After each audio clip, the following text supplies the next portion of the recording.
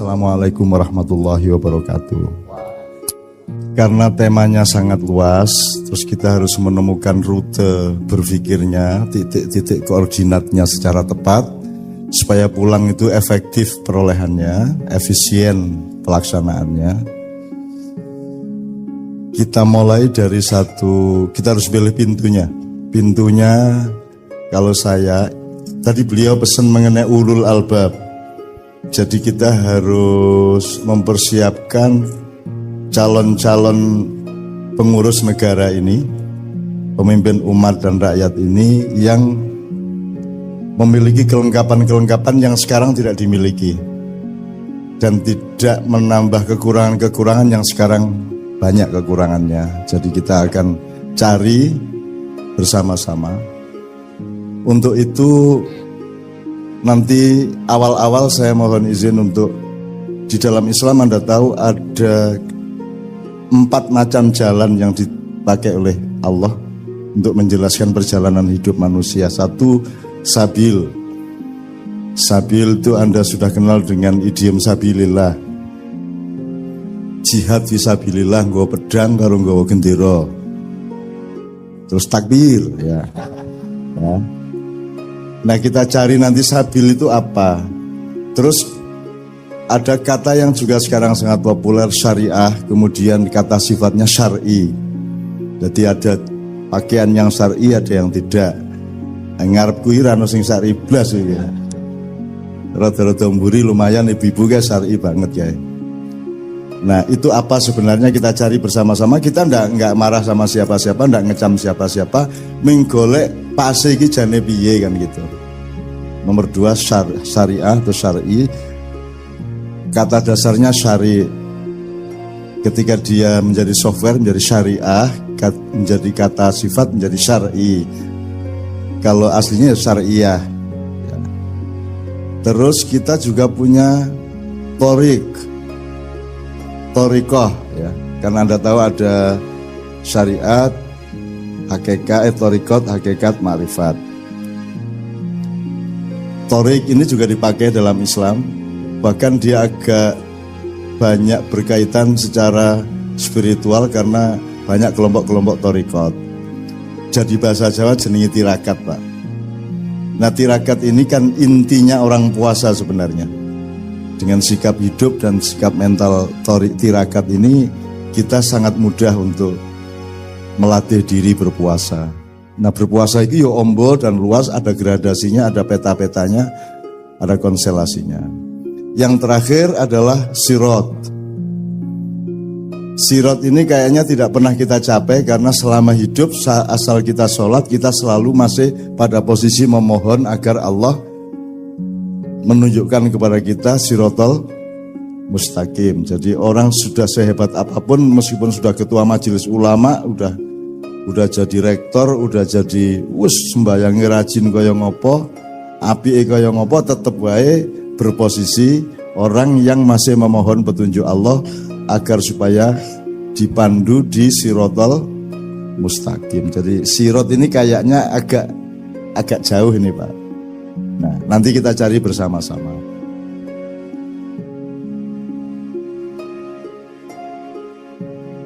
Karena urusannya jalan, maka berarti yang kita lakukan adalah mencari bagaimana caranya berjalan, kemana kita berjalan. Berarti kita berada di rentang waktu masa silam, masa kini, dan masa depan. Nah, berarti dari masa lalu, masa silam, masa depan kita harus berangkat dulu. Nek ngono saiki ndelok nang ngarep sik apa nang mburi sik? Kan gitu. Kalau rutenya Nabi Khidir dengan peristiwa dengan Nabi Musa itu kan masa kini, masa depan, masa silam, masa kini, masa depan, masa silam, itu rutenya. Cara kita berpikir seperti itu. Jadi kalau kita sekarang bergerak itu kita loh, ini mau kemana kita? Begitu kita melihat ke depan, waduh, saya belum punya pengalaman untuk ke sana. Soalnya bapak saya dulu juga enggak ngajarin gitu. Jadi selalu masa kini, masa depan, masa silam, masa kini, masa depan, masa silam. Kalau di Nabi Khidir kan pertama di peristiwa kapal dibocorkan, dan itu Ainul Yakin terjadi hari itu juga. konteksnya juga terjadi hari itu. Yang kedua, mencekik anak kecil, dan ini jangan ditiru, termasuk yang ikut mapala yang tidak usah mencekik-cekik lah ya. Dan saya sangat kagum kepada Pak Rektor sama Bapak PR3 yang mengundurkan diri sehingga mereka menjadi pemimpin. Kalau kita ngomong hardware, pemimpin itu ketika punya jabatan, betul Pak ya? Tapi kalau kita ngomong software, menjadi pemimpin justru ketika dia meninggalkan jabatannya. Bener gak itu? Kalau dia terus duduk pemimpin yang unukoniku kan gitu kan? Berarti bukan pemimpin sampean. Pemimpin yang sejati adalah yang berani berdiri paling belakang, tutwuri handayani. Nah, sekarang orang kalau di belakang mesti pekerjaannya bukan handayani tapi banyak yang hanje gali. Tutwuri hanje gali gitu. Hanya dui handugangi apa liane. Hangaploki gitu, sapi turute gitu. Nah, Pak Rektor yang kemarin mengundurkan diri karena ada kekhilafan yang agak parah, itu memberi contoh yang luar biasa kepada bangsa Indonesia, kepada pemerintah dan para pejabat bahwa justru kalau ingin menjadi pemimpin itu bukan berat kepada kursinya, tapi berat kepada akhlak sebagai manusia yang memimpin. Nah, demi akhlak itu beliau mengundurkan diri. Murek kira-kira. Nah, saya tidak pernah mengundurkan diri karena tidak pernah maju. Ya apa, sangel lagu. Kalau gitu gini, bisa Monohim, saya minta mikrofon kita cari yang enak. Kita mulai karena kita jalan ke depan, maka kita ambil Al-Hasyr ayat 18. Di mana Allah itu memberi metodologi caranya kita menempuh masa depan. A'udzu billahi minasy syaithanir rajim. Ya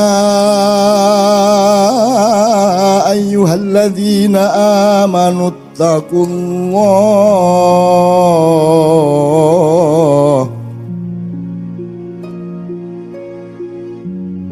Ya ayyuhalladzina amanu taqullah faltandur nafsum ma qaddamat lighad.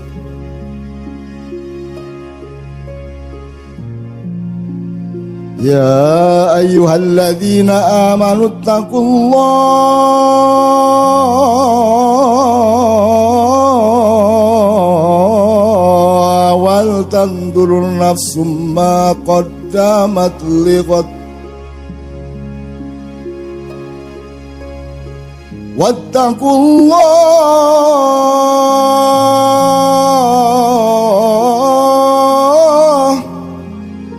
innallaha khabirum bima ta'malun.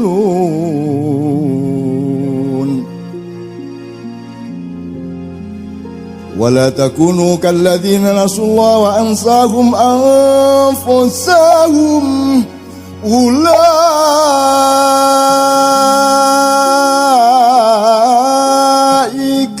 humul fasiqun.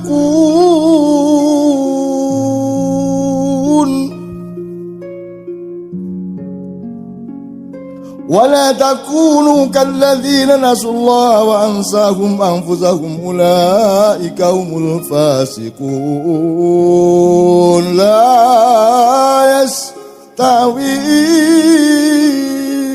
ashabun nari wa ashabul jannah. Ashabul jannati humul faizun.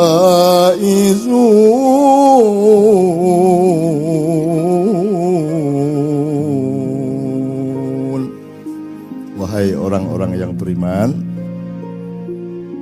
perhatikan urutannya ya. Bertakwalah kepada Allah, terus lihatlah ke depan, Begitu kamu sudah menempuh tahap melihat ke depan, dicegat lagi, bertakwalah.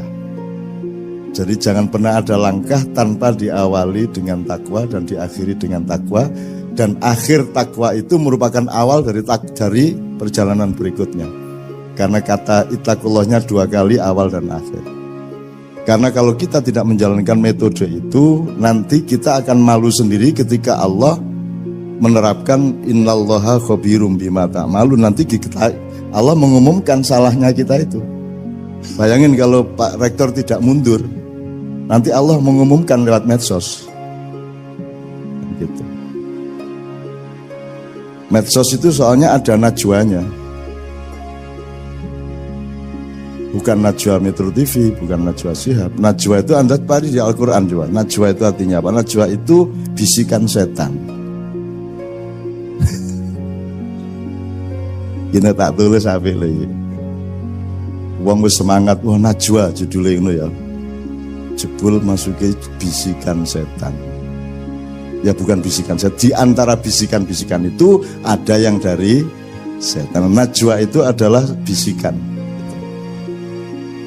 Gue nek karo cah wedok tak najwa ya gitu kan. Maksud tak bisiki. Ojo dipraktekke, wah. Ora syar'i kowe iki. Ya. Wak jadi metodenya ittaqullah wal tandur nafsu ma qaddamat liqat. Kamu lihat apa yang akan terjadi besok dan kamu terlibat. Kamu harus antisipasi, kamu harus siap, harus tangguh, harus alus, harus harus tepat perilakumu ketika besok itu tiba.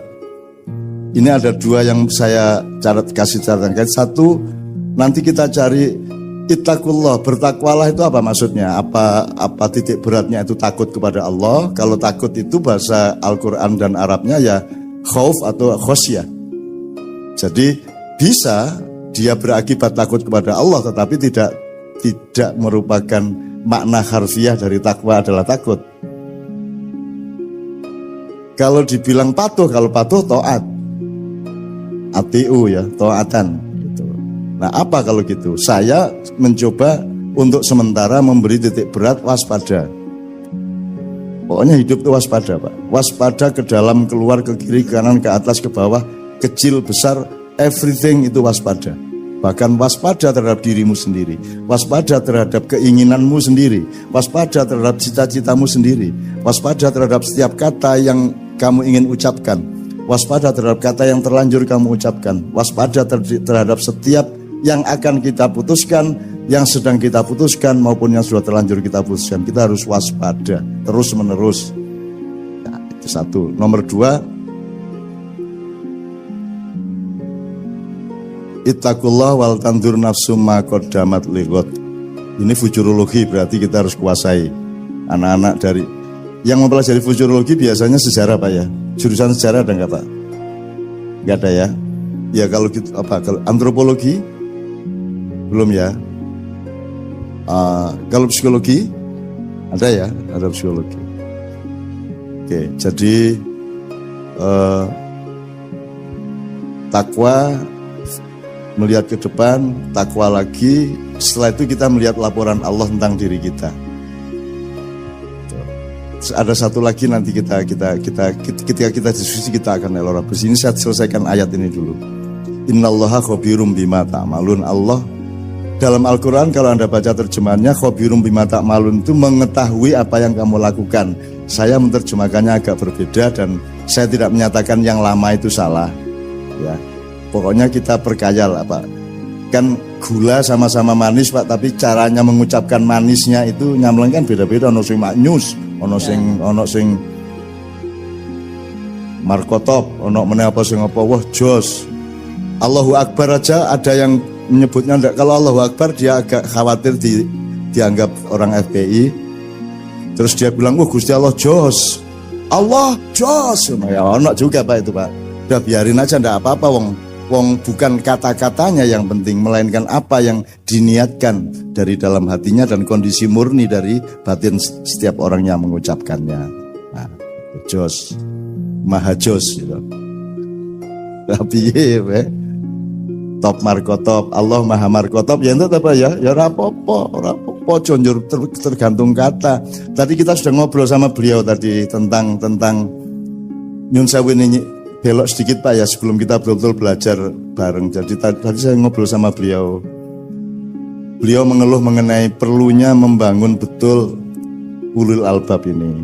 Terus kemudian saya bilang, ini kita ini terlanjur jadi muridnya filsafat barat, Yunani kuno, yang juga tidak diselamatkan oleh Mesir kuno maupun Cina kuno ya. Nah kita lupa kepada Atlantik kuno, Jawa kuno, Sunda kuno, Madura kuno gitu.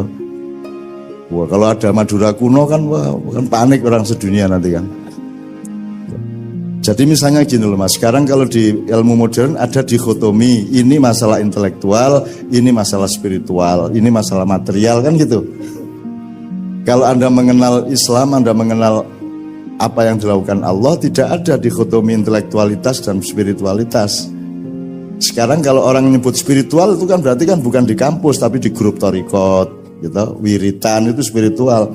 Loh padahal yang Anda urus di kampus ini kan rohani, kan nilai, ilmu itu rohani. Berarti Anda itu spiritualis, Anda sedang melakukan perjuangan dan perjalanan spiritual. Cuman ada gradasi dari spiritualitas. Jadi bukan dikotomi ini spiritual, ini intelektual. Semua itu satu bulatan. Yang paling dalam kita sebut roh. Kemudian perabaan atau indikator dari roh yang Allah sendiri yang tahu itu. Kulir ruhu min amri rabbi, ya, nukleusnya, ya, nukleolusnya bahkan. Kemudian nanti kita baru kayak kelapa lah Mas ya. Jadi nanti kita ada santannya, ada kerambilnya, ada batoknya, ada apa menerek, sabutnya, ada kulit luarnya kan gitu kan. Katakanlah bulatannya itu kelapa. Nah, yang tidak bisa kita lihat adalah yang paling dalam gitu ya. Kalau kita kuliti sedikit kita bisa melihat sabutnya. Kalau kita pakai dulu, kalau saya waktu kecil untuk memecah kelapa itu kan wajarnya lenggis diwalik njur dikene ini. Nah saya dulu kan, kita kan zaman nom-noman kan rodok sungura-ura kae Pak. Jadi kalau dilanggar di musola itu balapan pertandingan ngoncai kelopo nganggo untu. Jadi mana mudun cepet-cepetan Pak. Kalau sudah cabutnya terkelopa semua, tinggal badoknya baru kita naikkan, piar gitu. Nah itu saya dulu lomba-lomba gitu itu. Bangsa pokoknya kelopoi nek wegah ngundalke langsung pior gitu Mas. Asal tepat di pojoknya, jangan terlalu ke atas, jangan terlalu ke bawah. Itu ada tekniknya Mas. Loh ya apa sampean? Sampai adu kepala sama kambing berani saya, cuman harus presisinya. Karena kalau kambing kan gini Mas, jek gitu. Nah itu kambing juga tidak begini, dia agak begini Mas. Itu kalau Messi atau Ronaldo, itu ilmunya ilmu berapa sudut bola itu supaya lambung segini, berapa sudut supaya lob pisangnya segitu. Kalau penalti itu yang ini kan sininya, sini, itu 0, sekian sudut itu berbeda, gagal masuk Mas. Gitu Mas. Nah, kelapa juga begitu. Nah, saya kira ulul albab harus sampai ke soal mecah kelopo Mas. Nah, iya Mas. Sekarang ini Pak, orang jahit pakai lenggis lah biasa saiki. Wong ngono kok gelut itu. Gitu kok bertengkar itu loh. Jadi saya tuh seneng lihat Indonesia itu, ya Allah, lucunya manusia itu, ya Allah bertengkar. Yang satu Bhinneka Tunggal Ika, yang satu 212 gitu ya. Terus yang klenik. Jadi ini kan karena berhubung sudah tidak ada SD-SB, udah nggak ada togel, yaudah sekarang setiap peristiwa kita cari angkanya. 411, 212, 205 kan gitu kan. Kita sebenarnya itu kode untuk para petaruh sepak bola gitu kan. Nah ya pelowong senengane sing ora-ora. Dan terus kerengan, terus benci satu sama lain. kemudian balas dendam satu sama lain terus sampai hari ini. Sekarang ada viral sapa iku ya saiki pokoknya giliran ini lagi giliran mukul. Jadi kalau zaman dulu Pak ada pertandingan ujung Pak, sampai ujung itu pakai penjalin panjang, itu gantian mukul. Jadi setiap pemainnya itu hanya pakai celana atau sarung, tidak pakai baju atau kaos, pokoknya telanjang gini. Nah itu pokoknya giliran mukul pakai itu apa? Pakai penjalin itu kan luar biasa sakitnya Pak. Itu boleh mengelak dan tidak pasti bisa memukul. Itu tergantung apa namanya? Tergantung bin sama Polri lah. Kena apa tidak kan gitu kan? Ini tadi kok sampai ke ujung sialan ngapain ya? Oke.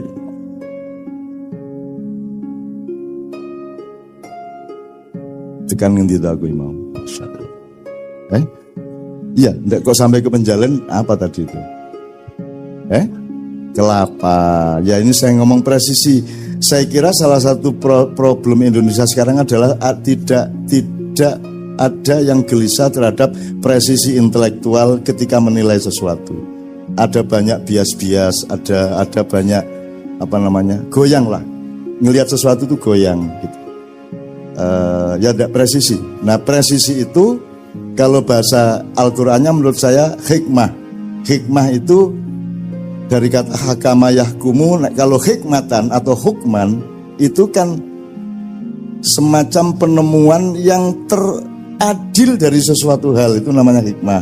Tetesan yang paling murni dari suatu peristiwa itu namanya hikmah. Maka subjeknya yang namanya hakim adalah orang yang paling berpengalaman dan punya kelembutan nurani dan kecerdasan akal untuk menemukan yang paling adil dari suatu peristiwa.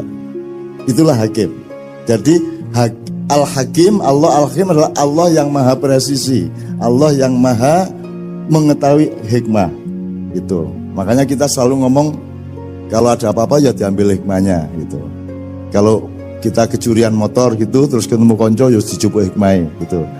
Ning mergo kecurian beberapa kali, begitu ketemu konco, ayo ngomong hikmah, ayo ngomong hikmah, tak tutuk ndasmu gue, ayo ngomong hikmah, ayo bola-balik kecolongan aku. Awas ini ngomong hikmah gue, ayo. Gitu. Orang yang menderita berkali-kali jadi hafal Pak, ayo ngomong hikmah gue, ayo gitu.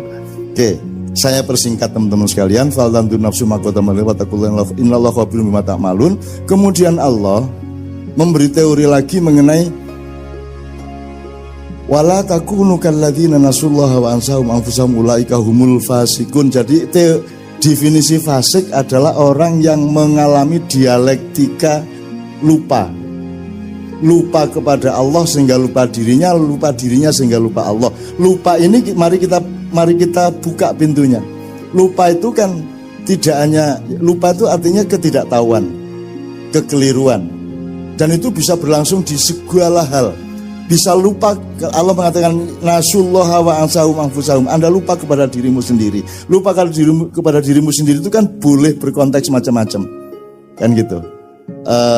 Boleh identitas sosialnya, boleh jabatan strukturalnya, boleh konteks kekeluargaannya, boleh posisi sosialnya, boleh apa saja. Lupa kepada diri itu kan bahaya sekali gitu. Nah di Indonesia ini orang tidak punya kewaspadaan untuk tidak lupa gitu. Kadang-kadang undang-undang aja lupa. Kadang-kadang tapi ini tak contohin jadi dawa lah. Pokoknya jangan lupa Anda jangan, kalau seharusnya 2 derajat jangan 2,5 derajat gitu lah ya. Supaya itu sudah tersebut lupa gitu. Kemudian baru Allah di akhirnya, di endingnya memberi rumusan yang sangat jelas, tidak sama ahli neraka dengan ahli surga. Yang ahli surga adalah mereka yang beruntung. Nah sekarang untung itu kan definisi kita kan menentang Allah. Yang kita maksud untung kan untung materialisme, untung materi. Untung bagi Allah Aku takon, beruntung mana rektor terus rektor, apa rektor mengundurkan diri karena kasus? Yang mana yang beruntung? Dia terus jadi rektor, apa dia mengundurkan diri? Yang mana yang beruntung? Kalau dari sudut jabatan, dari sudut materi, dari sudut karier, seolah-olah yang rugi adalah kalau tidak menjabat lagi. Tapi kalau Anda ngomong hidup adalah derajat, hidup adalah wibowo, hidup adalah kebijaksanaan, hidup adalah citra, hidup adalah orang punya aji ning urip, maka yang beruntung adalah yang mengundurkan diri. Tuh. Dan banyak sekali kasus-kasus. Ashabul jannati humul faizun. Oke, teman-teman sekalian, kita mulai dari situ, baru nanti kita lihat UII dan Indonesia F Fakultas Psikologi dan Ilmu Sosial Budaya. Anyar gitu ya. Enggak, maksud saya aku ini biar mlebu psikologi UGM, Pak. Bahwa ora diterima urusan UGM. Nek aku lak mlebu ya toh, karepku lak mlebu apa aku ora diterima itu gabungan dengan ilmu sosial ya. Ilmu budaya, sosial budaya. Saya dulu masuk psikologi, arsitek masuk, kedokteran masuk karepku ning bahwa lawangnya dibuka lah urusannya sing duwe lawang kudu aku lah masuk. Dan yang saya paling mangkel itu wong zaman aku umur 17-18 ta Pak ya. Sing paling mangkel aku iki wis nulis sastra, wis rada terkenal jenengku, puisi, penyair, cerpen. Masuk fakultas sastra enggak diterima saya. Jadi kalau masuk psikologi enggak diterima wajar lah ya. Arsitektur wajar lah. Tapi sastra enggak diterima lah. Dendam aku ya. Dendam aku. Ya wis akhirnya tak tokno, tak sepatani wis. Pokoke 5 tahun meneh tak ceramahi kowe kabeh ngono aku. Gitu, dan Allah mendengar, waduh bocah iki sumpah. Ya wis tak kabulke wae kan itu. Akhirnya bener Mas, tanpa sadar karena 5 tahun kan udah lupa. Waktu itu namanya Sasdaya. Fakultas Sastra dan Budaya. Mereka juga udah lupa dan juga tidak kenal saya amat gitu ya. 5 tahun kemudian pas saya tuh diundang untuk ceramah umum ulang tahun Fakultas Sastra dan Budaya. Nah begitu aku nggak mau modiar gue yang itu. Itu waktu itu nyenengke. Aku sering saiki wis tak lereni lah sepoto-sepoto gue. Saya diusir dari pesantren. Aku kok diusir Pak. Aku kok diusir. Lah rumah sama aku ini diusir karena diusir ini bedanya opo. Ya diusir lah masalah. Aku begitu diusir keluar pesantren, nginep 1 malam di kota di Ponorogo, balik lagi ke kantor paginya. Dia lupa bahwa saya adalah tamu. Saya punya hak yang sama dengan siapapun yang aku bertamu, punya hak 1 minggu nginep di situ. Wah malah gratis, ora perlu sekolah, ora perlu nyapu, ora perlu malah dadi daya HP banget ya seminggu, malah tak nikmati untuk kemanapun saja di pesantren, lihat-lihat dan datangi semua yang terlibat ngusir saya itu. Tak datangi satu persatu. Oh itu kowe tenono ya 5 tahun meneh kowe dadi apa, aku dadi apa, tanggale dieling-eling. Nah. Nur 5 tahun lagi saya ke sana bener Mas, saya kowe dadi apa, aku dadi apa, wes kowe saiki dadi apa, ngono aku. Wah ya jenenge cah nom lah Mas. Gitu ya. Sekarang saya ndak gitu lagi ya. Dan betul-betul sekarang saya kemarin barusan dari reuni Gontor, Kiai Kanjeng juga ketika Gontor 100 tahun 90 tahun 90 tahun Kiai Kanjeng juga diminta ke sana. Jadi dulu itu ngusir itu juga pura-pura, wong buktinya sekarang mereka rindu kepada saya, buktinya sekarang mereka seneng gitu kan. Dan kapan Ustadz Hasan, itu Kiai Hasan yang sekarang memimpin pesantren itu kapan saja ada di mana saja, kalau saya ada acara beliau mesti datang dan beliau pasti saya seret naik maju. Demikian juga saya di mana saja kalau beliau ada acara saya mesti diminta datang dan saya naik maju. Jadi dia sahabat saya, dia musuh saya dalam sepak bola. Ketika dulu saya santri, dia sudah ustadz, saya santri, dan santri itu kan sengsara Pak lah. Ora iso apa-apa to Pak, jenenge ya mahasiswa karo dosen lak sengsara mahasiswane to ya Pak ya. Aku piye? Kalau sudah Di luar lapangan kan kita sudah jadi santri lagi dan mereka berkuasa atas kita, ya harus ngopo terserah mereka. Satu-satunya tempat balas dendam adalah lapangan sepak bola. Jadi saya bener itu, pokoknya bal-balan tak incer. Tak incer, tak giring, aku serundingan karo arek-arek, rundingan pokoknya iko sing jenenge iko engko kita bikin dia melengkung awake. Melengkung itu maksudnya gini, nanti saya kasih tahu. Melengkung itu kan gini tuh Mas. Jadi kita giring seolah-olah kita ini agak lemah, kurang cepat larinya, supaya dia maju dalam posisi di mana dia seolah akan menendang bola. Begitu dia mau menendang, balik tak sewaduk, kena gini, melengkung tagakkan yang itu seweneng aku wes. Tapi pembalasan dendam di permainan sepak bola dibalas lagi sama ustadznya habis maghrib. Panggil aku gini disuruh ini disuruh itu, walau habis mereka berak merentah kita. Ya wes gitulah. Makanya saya tidak heran kalau di Jakarta pada balas dendam satu sama lain kayak sekarang itu. Surah apa-apa yang menungso kuwi gawe dolanan ning dunya iki karo Gusti Allah ya ora apa-apa, sing penting kowe aja lali nek perjalananmu itu menuju aku. Aku itu kangen kepadamu wahai hambaku, aku menanti kedatanganmu. Tujuan hidupmu tidak ada tempat lain kecuali engkau berjumpa denganku, liqa'u rabbi. Dan perjalananmu itu tidak ada alasan kecuali yarju liqa'a, barang siapa mengharapkan perjumpaan dengan Tuhannya. Jadi alasan perjalanan kita itu adalah ingin berjumpa sama Allah. Emang Allahnya bikinnya gitu. Kalau enggak mau, Anda mau kemana? Enggak ada jalan lain. Bahkan ada yang lebih gawat. In kuntum tuhibbunallaha fattabi'uni. Rasulullah disuruh ngomong begitu. Kalau memang kamu cinta kepada Allah, ikut saya. Kan gitu. Jadi kita ini menempuh sabil sirat torik syari itu karena kita sedang menempuh cinta. Dan kita tidak akan berhenti hanya karena kita nanti mati umur 60-70. Kita masih meneruskan perjalanan sampai kita bertemu dengan Allah di surga. Dan kita nanti bikin ulang tahun UI di surga. Tidak masalah. Tidak apa-apa. Sampai nabi-nabi, apa kui gitu kan. Nah, ini UI ya Rasulullah, ini UI. Apa UI itu? Universitas Insyaallah Islam. Ya.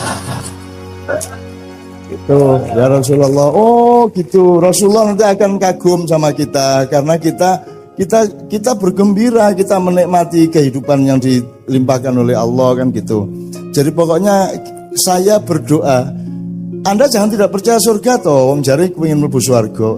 Kita latihan ini sekarang, latihan ini kita latihan di surga itu Anda tidak perlu berjuang, maka Anda tanpa pamrih bersama saya itu bisa menikmati mbuh dialog, diskusi, nyanyi bersama. Karena di surga tidak ada perjuangan Pak, tidak ada karier, tidak ada persaingan, tidak ada.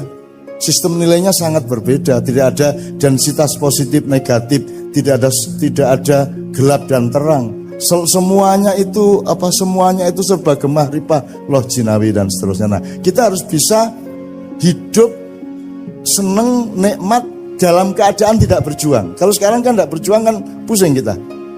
Kalau sudah tercapai semuanya kan malah pusing kita Pak. Kita hidup ini karena kita masih mencapai ini, harus S2, harus S3 dan seterusnya gitu. Nah, kita ini sekarang latihan.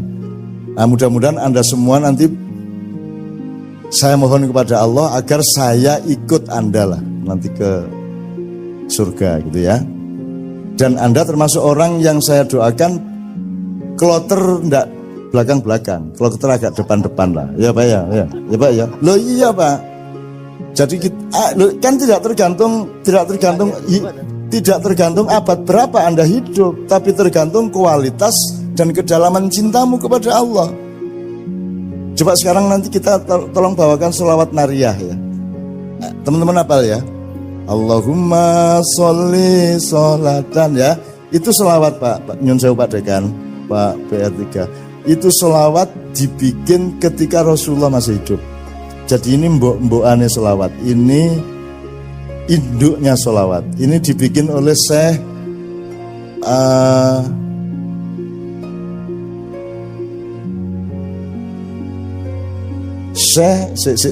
At-Tunisi. Syekh At-Tunisi tapi hidup di Maroko, dan yang menyebut ini sholawat nariyah adalah umat Islam Maroko. Ya. Jadi beliau itu hidup ketika Rasulullah dan dia sangat kagum, sangat cinta. Kemudian dia membaca 4.440 kali sholawat yang dia bikin itu. Besoknya dia sowan kepada Rasulullah. Ini ada hikmahnya, kalau Anda baca 33 kali ini urusan rezeki. Kalau Anda baca 41 kali rezeki dan derajat. Kalau ini ya ini semua kan ya muga-muga kabeh lah ya, tidak ada kepastian. Kemudian kalau Anda mau menyeluruh limpahan Allah kepada Anda, bacalah sholawat nariyah 4.444. Neng aku pesimis do gelem maca. Modar wae Pak ya ping 4. Anggo kowe entuk ping 23 bingung iki mau 23 para 24 ya wis ora sida kowe. Mesti ra sida kowe. Aku yang bingung cetak akhirnya ya wis pokoknya ikhlas terus ngono akhir ending. Jadi wis bismillah pun manut kula kan gitu. Piye Pak arep 4.444 ki? Wis ora mungkin ngitung jagung sejumlah 4.000 wis rasa-rasa nok maca nariyah ping 4.444 modaro ora mungkin wong saiki kecuali yang sedang sedih banget, ndak ada kerjaan banget gitu ya. Aku bayangkan lah Rasulullah, ini kenapa saya cerita ini? Karena Syekh At-Tunisi ini membaca itu tadi dengan hitungannya sendiri, dengan dalam tanda petik yos kuwi karep-karepe dhewe, ngarang-ngarang dhewe, harap-harapan dhewe, bener apa tidak terserah Rasulullah, terserah Allah. Ternyata Rasulullah membenarkan. Nah, begitu beliau sowan Rasulullah semalam saya membaca sholawat untukmu ini sebanyak sekian kali, tapi saya minta satu hal yang Rasulullah tolong jangan menolak. Kalau Rasulullah sampai menolak permintaan saya ini, saya stres, galau nanti saya gitu. Rasulullah ini dilala ya murah, ya wes apa kono gitu, dipenuhin sama Rasulullah. Apa kamu minta apa? Kata Rasulullah. Terus Syekh At-Tunisi mengatakan gini loh, saya tuh nggak muluk-muluk, cuman tolong saya dimasukkan ke kloter pertama yang masuk surga. Oh iya ora masalah, wis tak lebokke gitu Mas. Ah saiki kowe arep piye? Kowe nek arep kloter pertama maca iki ping 4.000 terus 44. Nek arep kloter pertama ning nek dilebokke aku ora ketemu Kanjeng Nabi yo ya toh. Mulane kene iki wis lah rasa gagas sing ngono-ngono kuwi. Yang penting kita benar-benar aduh ya Allah masyaallah.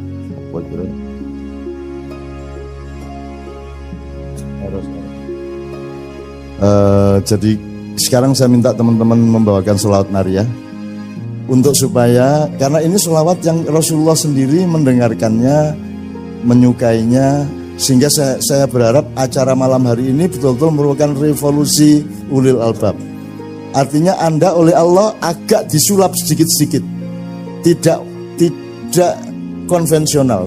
Anda mendapatkan limpahan yang lebih dari Allah. Besok mendapat kejutan-kejutan dari Allah. Apa yang lama Anda tunggu-tunggu besok datang. Apa yang lama Anda idam-idamkan kelihatan akan tercapai. Ya.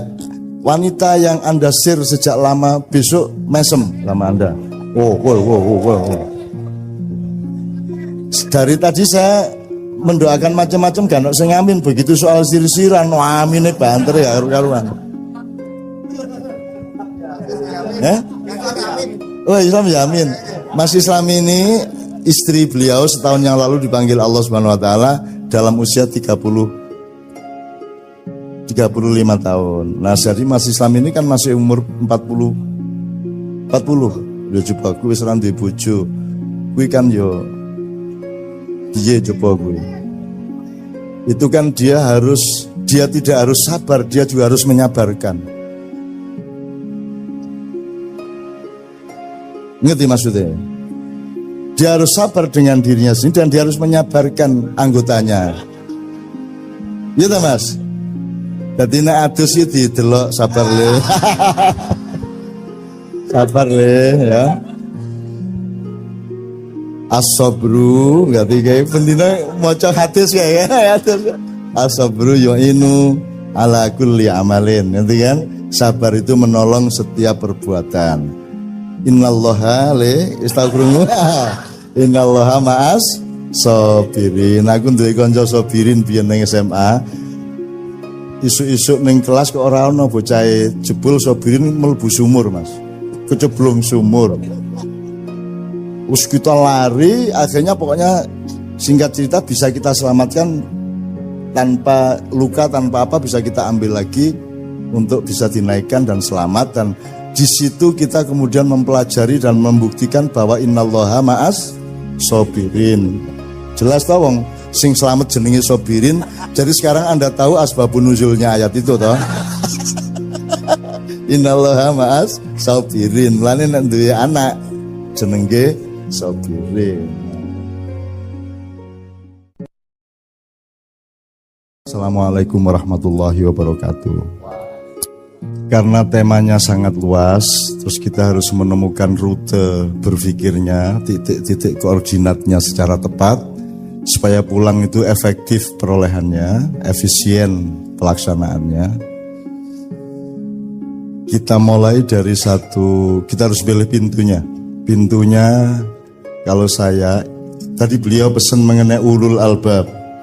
Jadi kita harus mempersiapkan calon-calon pengurus negara ini, pemimpin umat dan rakyat ini yang memiliki kelengkapan-kelengkapan yang sekarang tidak dimiliki dan tidak menambah kekurangan-kekurangan yang sekarang banyak kekurangannya. Jadi kita akan cari bersama-sama.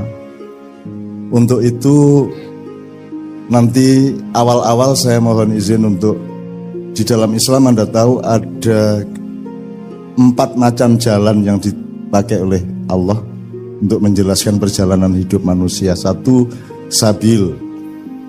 Sabil itu Anda sudah kenal dengan idiom sabilillah. Jihad fisabilillah, nggawa pedang karo nggawa gendera. Terus takbir ya. Nah kita cari nanti sabil itu apa. Terus ada kata yang juga sekarang sangat populer, syariah, kemudian kata sifatnya syar'i. Jadi ada pakaian yang syar'i, ada yang tidak. Ngarep kuwi ra ono sing syar'i blas iki ya. Rada-rada mburi lumayan ibu-ibu guys syar'i banget ya. Nah, itu apa sebenarnya kita cari bersama-sama. Kita enggak marah sama siapa-siapa, enggak ngecam siapa-siapa, menggolek pase iki jane piye kan gitu. Nomor 2 syariah atau syar'i. Kata dasarnya syari. Ketika dia menjadi software menjadi syariah, menjadi kata sifat menjadi syar'i. Kalau aslinya syariah. Ya. Terus kita juga punya torikoh ya. Karena Anda tahu ada syariat, hakikat, torikot, hakikat, ma'rifat. Torik ini juga dipakai dalam Islam. Bahkan dia agak banyak berkaitan secara spiritual karena banyak kelompok-kelompok torikot. Jadi bahasa Jawa jenenge tirakat, Pak. Nah tirakat ini kan intinya orang puasa sebenarnya. Dengan sikap hidup dan sikap mental tirakat ini kita sangat mudah untuk melatih diri berpuasa. Nah berpuasa itu yo ombo dan luas, ada gradasinya, ada peta-petanya, ada konstelasinya.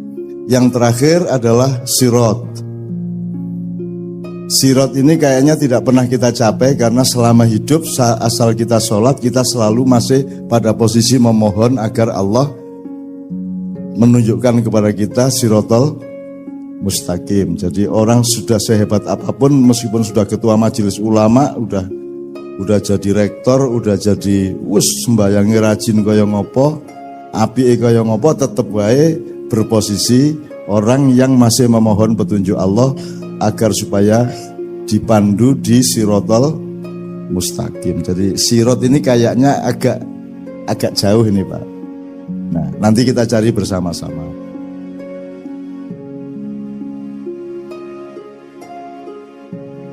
Karena urusannya jalan, maka berarti yang kita lakukan adalah mencari bagaimana caranya berjalan, kemana kita berjalan. Berarti kita berada di rentang waktu masa silam, masa kini, dan masa depan. Nah berarti dari masa lalu, masa silam, masa depan kita harus berangkat dulu. Nek ngono saiki ndelok nang ngarep sik apa nang mburi sik? Kan gitu.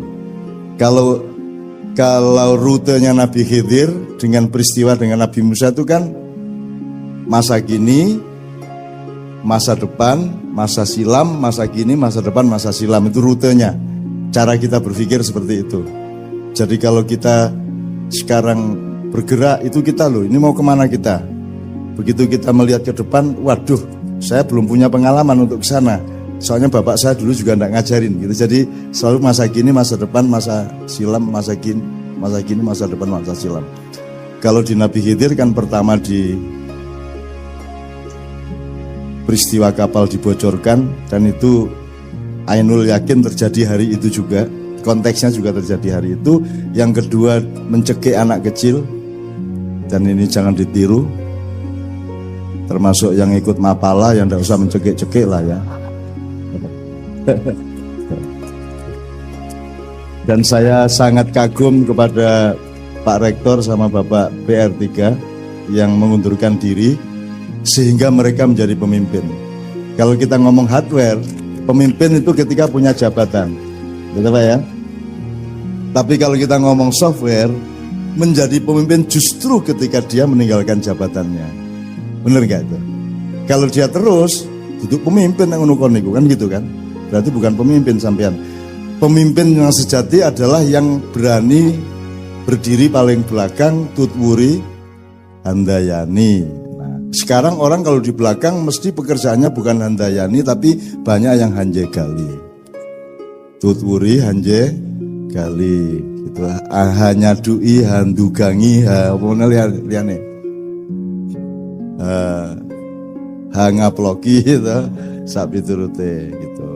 Nah, Pak Rektor yang kemarin mengundurkan diri karena ada kekhilafan yang agak parah, itu memberi contoh yang luar biasa kepada bangsa Indonesia, kepada pemerintah dan para pejabat, bahwa justru kalau ingin menjadi pemimpin itu bukan berat kepada kursinya, tapi berat kepada akhlak sebagai manusia yang memimpin. Nah, demi akhlak itu beliau mengundurkan diri.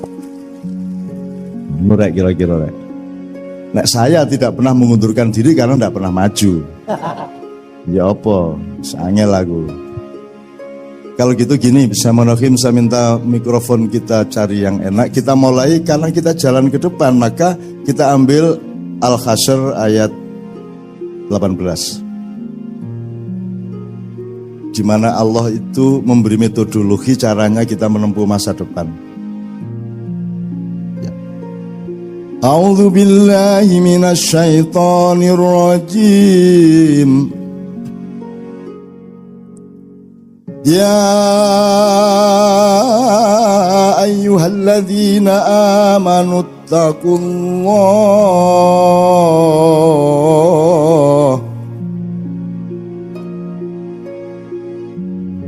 Ya ayyuhalladzina amanu taqullah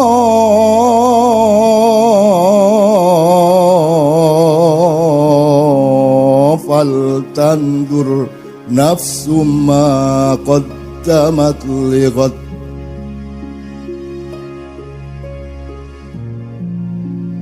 Ya ayyuhalladzina amanu taqullaha wal tandur nafsum ma qaddamat lighad. Wattaqullah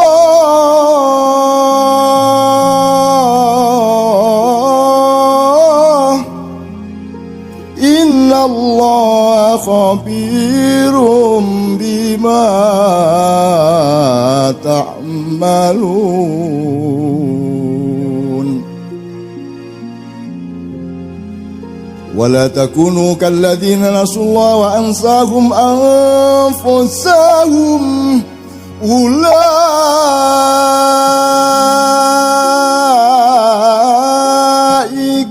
humul fasiqun.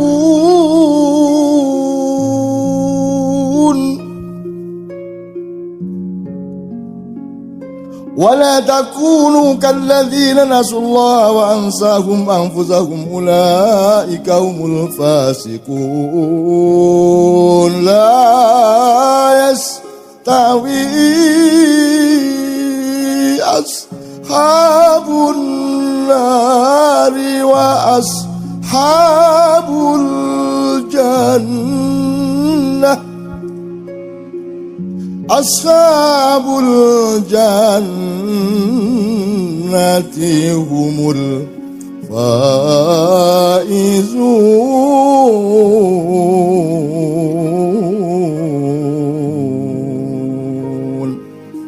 Wahai orang-orang yang beriman,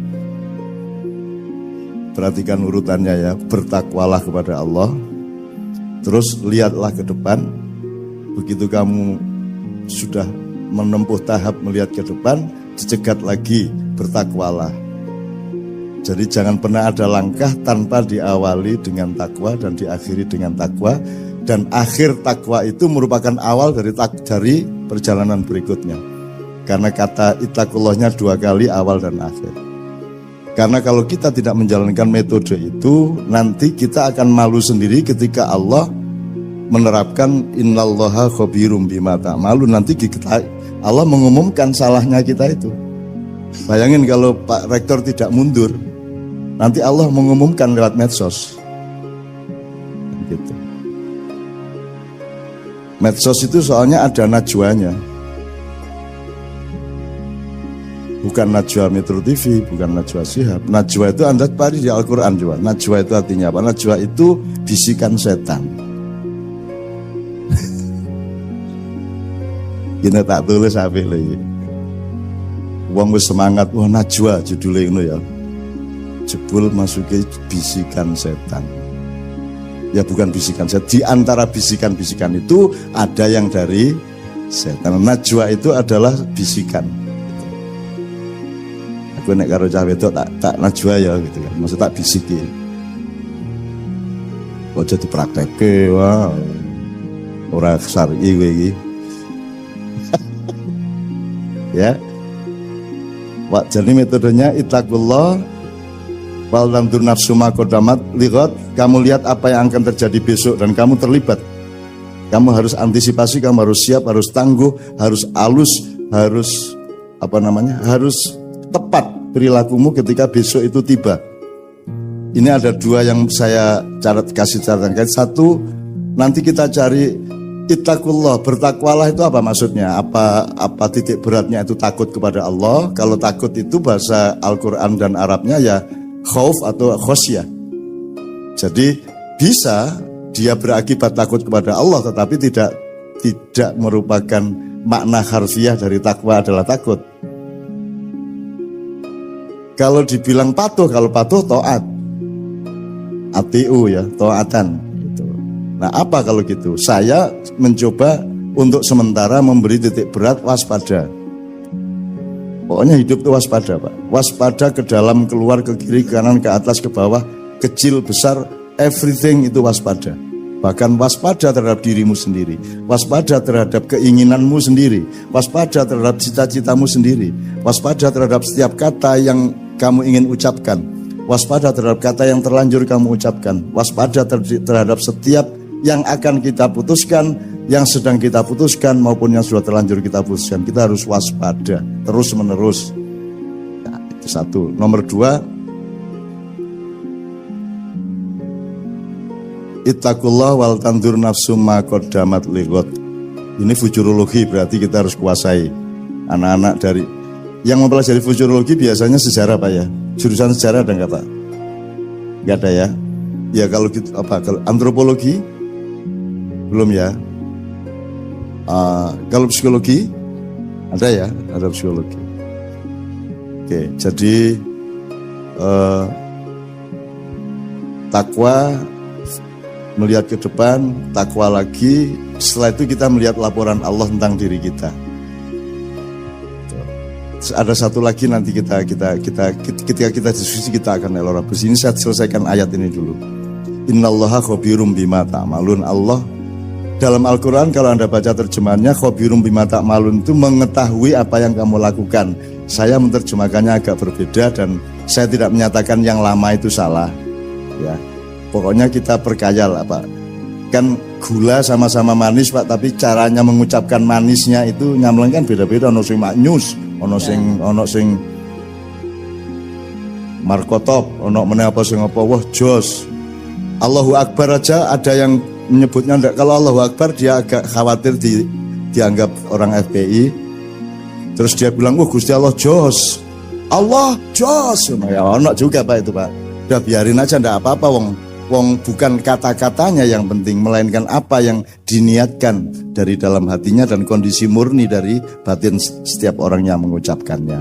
Nah, jos, maha jos gitu.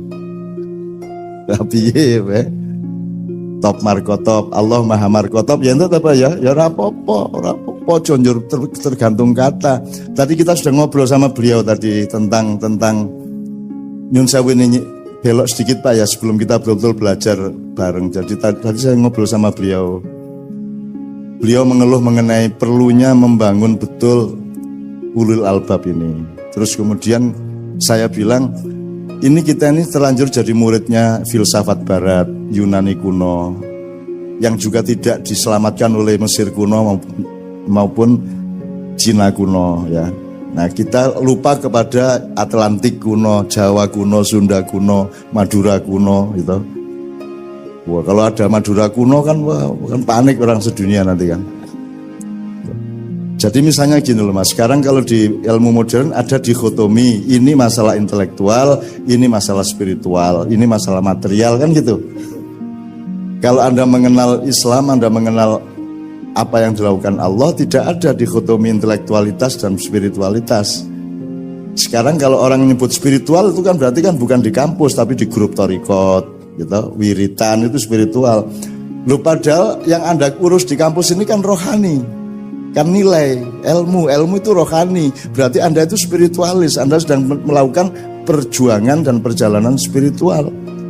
Cuman ada gradasi dari spiritualitas. Jadi bukan dikotomi ini spiritual, ini intelektual. Semua itu satu bulatan. Yang paling dalam kita sebut roh. Kemudian perabaan atau indikator dari roh yang Allah sendiri yang tahu itu. Kulir ruhu min amri rabbi, ya nukleusnya, ya nukleolusnya bahkan. Kemudian nanti kita baru kayak kelapa lah Mas ya. Jadi nanti kita ada santannya, ada kerambilnya, ada badoknya, ada apa menerek, sabutnya, ada kulit luarnya kan gitu kan. Katakanlah bulatannya itu kelapa. Nah, yang tidak bisa kita lihat adalah yang paling dalam, gitu ya. Kalau kita kuliti sedikit kita bisa melihat sabutnya. Kalau kita pakai dulu, kalau saya waktu kecil untuk memecah kelapa itu kan wajarnya lenggis diwalik njur dikenek ini. Nah saya dulu kan kita kan zaman nom-noman kan rodok sungura-ura kae Pak. Jadi kalau dilanggar di musola itu balapan pertandingan ngoncai kelopo nganggo untu. Jadi mana mudun cepet-cepetan Pak.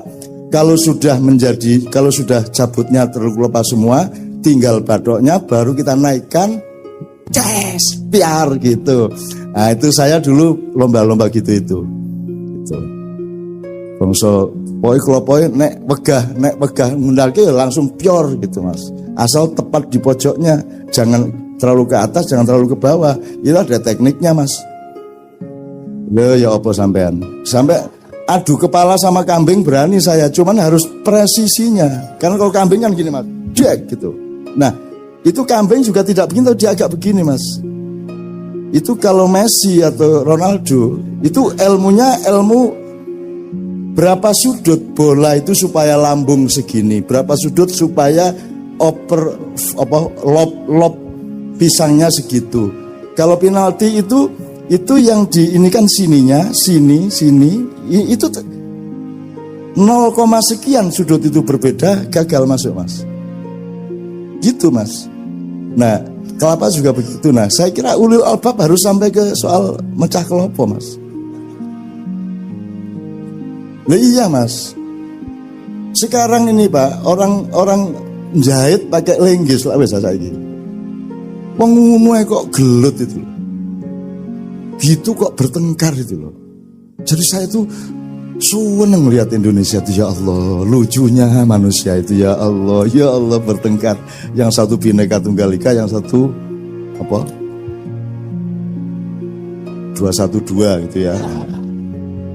Terus yang pokoknya klenik. Jadi ini kan karena berhubung sudah tidak ada SD SP, udah nggak ada togel, yaudah sekarang setiap peristiwa kita cari angkanya 411, 212, 205 kan gitu kan. Kita sebenarnya itu kode untuk para petarung sepak bola gitu kan. Nah ya wong senengane sing ora-ora dan terus kerengan, terus benci satu sama lain, kemudian balas dendam satu sama lain terus sampai hari ini. Sekarang ada viral sapa yus. Ya saiki pokoknya giliran ini lagi giliran mukul. Jadi kalau zaman dulu Pak ada pertandingan ujung Pak. Sampai ujung. Ujung itu pakai penjalin panjang. Itu gantian mukul. Jadi setiap pemainnya itu hanya pakai celana atau sarung, tidak pakai baju atau kaos. Pokoknya telanjang gini. Nah itu pokoknya giliran mukul pakai itu. Apa? Pakai penjalin itu. Kan luar biasa sakitnya Pak. Itu boleh mengelak dan tidak pasti bisa memukul. Itu tergantung apa namanya? Tergantung BIN sama Polri lah. Kena apa tidak kan gitu kan. Ini tadi kok sampai ke ujung sekarang ngapain ya? Oke.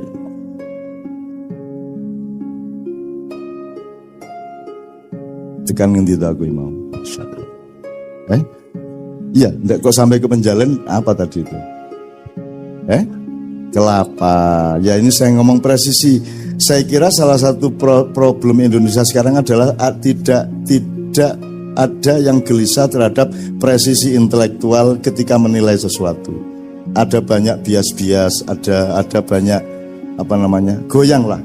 Ngelihat sesuatu itu goyang gitu. Ya tidak presisi. Nah presisi itu kalau bahasa Al-Qur'annya menurut saya hikmah. Hikmah itu dari kata hakama yahkumu. Kalau hikmatan atau hukman itu kan semacam penemuan yang teradil dari sesuatu hal, itu namanya hikmah. Tetesan yang paling murni dari suatu peristiwa itu namanya hikmah. Maka subjeknya yang namanya hakim adalah orang yang paling berpengalaman dan punya kelembutan nurani dan kecerdasan akal untuk menemukan yang paling adil dari suatu peristiwa. Itulah hakim. Jadi Al-Hakim, Allah Al-Hakim adalah Allah yang maha presisi, Allah yang maha mengetahui hikmah. Itu. Makanya kita selalu ngomong kalau ada apa-apa ya diambil hikmahnya gitu. Kalau kita kecurian motor gitu terus ketemu konco ya dicoba hikmah gitu. Ning mergo kecurian beberapa kali, begitu ketemu konco, ayo ngomong hikmah. Ayo ngomong hikmah, tak duduk ndasmu kowe, ayo ngomong hikmah. Ayo bola-balik kecolongan aku. Awas ini ngomong hikmah gue, ayo. Gitu. Orang yang menderita berkali-kali jadi hafal Pak. Ayo ngomong hikmah gue, ayo. Gitu. Oke, saya persingkat teman-teman sekalian. Faltantu nafsu makotamalun watakullah innallaha khabirun bima ta'malun. Kemudian Allah memberi teori lagi mengenai wala takunu kalladzina nasullaha wa ansahum anfusahum ulaika humul fasikun. Jadi definisi fasik adalah orang yang mengalami dialektika lupa kepada Allah sehingga lupa dirinya sehingga lupa Allah. Lupa ini mari kita buka pintunya. Lupa itu kan tidak hanya lupa, itu artinya ketidaktahuan, kekeliruan, dan itu bisa berlangsung di segala hal. Bisa lupa, Allah mengatakan nasullaha wa ansahum anfusahum. Anda lupa kepada dirimu sendiri. Lupa kepada dirimu sendiri itu kan boleh berkonteks macam-macam, kan gitu. Boleh identitas sosialnya, boleh jabatan strukturalnya, boleh konteks kekeluargaannya, boleh posisi sosialnya, boleh apa saja. Lupa kepada diri itu kan bahaya sekali gitu. Nah di Indonesia ini orang tidak punya kewaspadaan untuk tidak lupa. Gitu. Kadang-kadang undang-undang aja lupa. Kadang-kadang, tapi gini tak contohin jadi dawa lah. Pokoknya jangan lupa aja, jangan kalau seharusnya 2 derajat jangan 2,5 derajat gitu lah ya. Supaya itu sudah tersebut lupa gitu. Kemudian baru Allah di akhirnya, di endingnya memberi rumusan yang sangat jelas, tidak sama ahli neraka dengan ahli surga. Ahli surga adalah mereka yang beruntung. Nah sekarang untung itu kan definisi kita kan menentang Allah. Yang kita maksud untung kan untung materialisme, untung materi. Untung bagi Allah, aku takon, beruntung mana rektor terus rektor, apa rektor mengundurkan diri karena kasus? Yang mana yang beruntung? Dia terus jadi rektor, apa dia mengundurkan diri? Yang mana yang beruntung? Kalau dari sudut jabatan, dari sudut materi, dari sudut karier, seolah-olah yang rugi adalah kalau tidak menjabat lagi. Tapi kalau Anda ngomong hidup adalah derajat, hidup adalah wibowo, hidup adalah kebijaksanaan, hidup adalah citra, hidup adalah orang punya aji ning urip, maka yang beruntung adalah yang mengundurkan diri. Tuh. Dan banyak sekali kasus-kasus. Ashabul jannati humul faizun. Oke, teman-teman sekalian, kita mulai dari situ, baru nanti kita lihat UII dan Indonesia F Fakultas Psikologi dan Ilmu Sosial Budaya. Anyar gitu ya. Enggak, maksud saya aku ini biar mlebu psikologi UGM, Pak. Bahwa ora diterima urusan UGM. Nek aku lak mlebu ya toh, karepku lak mlebu apa aku ora diterima itu gabungan dengan ilmu sosial ya. Ilmu budaya, sosial budaya. Saya dulu masuk psikologi, arsitek masuk, kedokteran masuk karepku ning bahwa lawangnya ora dibuka lah urusannya sing duwe lawang kudu aku lah masuk. Dan yang saya paling memanggil itu wong zaman aku umur 17-18 ta ya. Sing paling manggeli aku iki wis nulis sastra, wis rada terkenal jenengku, puisi, penyair, cerpen. Masuk fakultas sastra enggak diterima saya. Jadi, kalau masuk psikologi enggak diterima wajar lah ya. Arsitektur wajar lah. Tapi sastra enggak diterima lah. Dendam aku ya. Dendam aku. Ya wis akhirnya tak tokno, tak sepatani wis. Pokoknya 5 tahun meneh tak ceramai gue kabeh ngono aku. Gitu, dan Allah mendengar, waduh bocah iki sumpah. Ya wis tak kabulke wae kan itu. Akhirnya bener Mas, tanpa sadar karena 5 tahun kan udah lupa. Waktu itu namanya Sasdaya, Fakultas Sastra dan Budaya. Mereka juga udah lupa dan juga enggak kenal saya amat gitu ya. 5 tahun kemudian pas saya tuh diundang untuk ceramah umum ulang tahun Fakultas Sastra dan Budaya. Nah begitu aku nggak mau modiar gue yang itu. Itu waktu itu nyenengke. Aku sering saiki wis tak lereni lah sepoto-sepoto gue. Saya diusir dari pesantren, aku kok diusir Pak. Aku kok diusir. Lah rumah sama aku ini diusir karena diusir ini bedanya opo. Ya diusir lah masalah. Aku begitu diusir keluar pesantren, nginep 1 malam di kota di Ponorogo, balik lagi ke kantor paginya. Dia lupa bahwa saya adalah tamu. Saya punya hak yang sama dengan siapapun yang aku bertamu, punya hak 1 minggu nginep di situ. Wah malah gratis, ora perlu sekolah, ora perlu nyapu, ora perlu malah jadi daya HP banget kayak seminggu, malah tak nikmati untuk kemanapun saja di pesantren, lihat-lihat dan saya datangi semua yang terlibat ngusir saya itu. Tak datangi satu persatu. Oh itu gue channelnya ya 5 tahun meneh gue jadi apa, aku jadi apa, tanggalnya dieling-eling. Nah. Bener 5 tahun lagi saya ke sana bener Mas, saya gue jadi apa, aku jadi apa, wes gue saya jadi apa, ngono lagi. Mau ya jenenge cah nom lah Mas.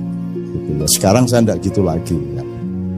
Dan betul-betul sekarang saya kemarin barusan dari reuni Gontor, Kiai Kanjeng juga ketika Gontor 100 tahun 90 tahun 90 tahun dari Kiai Kanjeng juga diminta ke sana. Jadi Dulu itu ngusir itu juga pura-pura, wong buktinya sekarang mereka rindu kepada saya.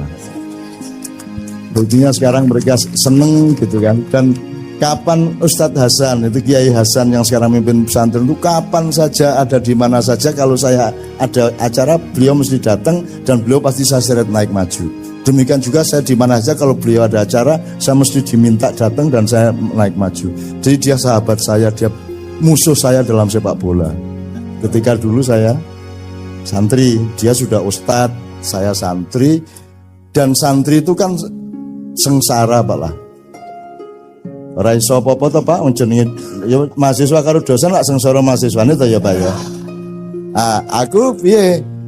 Kalau sudah di luar lapangan kan kita sudah jadi santri lagi dan mereka berkuasa atas kita, ya toh harus ngopo terserah mereka. Satu-satunya tempat balas dendam adalah lapangan sepak bola. Jadi saya bener itu, pokoknya bal-balan tak incer. Tak incer, tak giring, aku serundingan karo arek-arek rundingan pokoknya iko sing jenenge iko engko kita bikin dia melengkung awake. Melengkung itu maksudnya gini, nanti saya kasih tahu. Melengkung itu kan gini tuh Mas. Jadi kita giring seolah-olah kita ini agak lemah, kurang cepat larinya, supaya dia maju dalam posisi di mana dia seolah akan mendang bola. Begitu dia mau nendang, balik tak sewaduk, kena gini, melengkung agak kan jangan. Itu seweneng aku wes. Tapi pembalasan dendam di permainan sepak bola dibalas lagi sama ustadznya habis maghrib. Panggil aku gini disuruh ini disuruh itu, walah habis mereka berak merentah kita. Ya wes gitulah. Makanya saya tidak heran kalau di Jakarta pada balas dendam satu sama lain kayak sekarang itu. Ora apa-apa yang menungso kuwi gawe dolanan ning donya iki karo Gusti Allah ya ora apa-apa. Sing penting kowe aja lali nek perjalananmu itu menuju aku. Aku itu kangen kepadamu wahai hambaku. Aku menanti kedatanganmu. Tujuan hidupmu tidak ada tempat lain kecuali engkau berjumpa denganku. Liqa'u Rabbi. Dan perjalananmu itu tidak ada alasan kecuali yarju liqa'a. Barang siapa mengharapkan perjumpaan dengan Tuhannya. Jadi alasan perjalanan kita itu adalah ingin berjumpa sama Allah. Emang Allahnya bikinnya gitu. Kalau enggak mau, Anda mau kemana? Enggak ada jalan lain. Bahkan ada yang lebih gawat. In kuntum tuhibbunallaha fattabi'uni. Rasulullah disuruh ngomong begitu. Kalau memang kamu cinta kepada Allah, ikut saya. Kan gitu. Jadi kita ini menempuh sabil sirat torik syari itu karena kita sedang menempuh cinta. Dan kita tidak akan berhenti hanya karena kita nanti mati umur 60-70. Kita masih meneruskan perjalanan sampai kita bertemu dengan Allah di surga. Dan kita nanti bikin ulang tahun UI di surga. Tidak masalah. Tidak apa-apa. Sampai nabi-nabi, apa kui gitu kan. Nah, ini UI ya Rasulullah, ini UI. Apa UI itu? Universitas Insya Allah Islam. Ya. Tuh, ya Rasulullah. Oh gitu, Rasulullah nanti akan kagum sama kita karena kita bergembira, kita menikmati kehidupan yang dilimpahkan oleh Allah kan gitu. Jadi pokoknya saya berdoa, Anda jangan tidak percaya surga toh, wong jari ingin mlebu surga. Kita latihan ini sekarang, kita latihan di surga itu Anda tidak perlu berjuang, maka Anda tanpa pamrih bersama saya itu bisa menikmati. Mbuh dialog, diskusi, nyanyi bersama. Karena di surga tidak ada perjuangan Pak. Tidak ada karier, tidak ada persaingan, tidak ada. Sistem nilainya sangat berbeda. Tidak ada densitas positif negatif. Tidak ada